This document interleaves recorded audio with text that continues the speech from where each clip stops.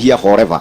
Haisulu liwalo na liwe na kumbe jamaa sasa akaanza kuzoea maisha pale hivi kumbe ya ocha. Vipi maneno kumbe leo hii wako na miheho upande wa pili pale hivi mdogo mdogo kidogo. Kumbe mzee hapa hivi alipata yani aliweja kuona nini? Yes, wanyama fulani asiwe na habari ni watoto wa simba. Yeye mwenyewe aliweja kufikiria ni tudogi. Miheho ine. Ya. Ebu cheki. Ha, kumbe maskini mwanaume miheho kuangalia ukanyita vio vio kawika mrodhi we.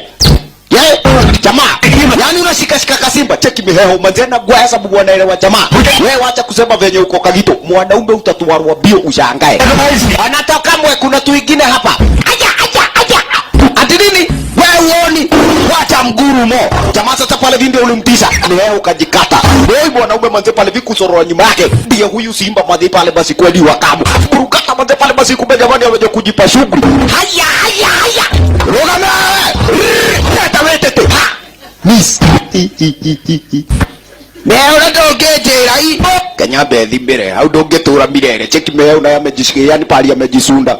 Ula nuko agugire. Wale kwa kapsa. Ndio. Wow, mwanaume manze pale roho ya dunda kama injini ya Honda. Meingiza njeve bahati mbaya. Wazi. Meo kuzorora. Hapa kweli ni aweje kujikata kuelekea nyumbani mbio. Wazi kabisa. Mambo na hari na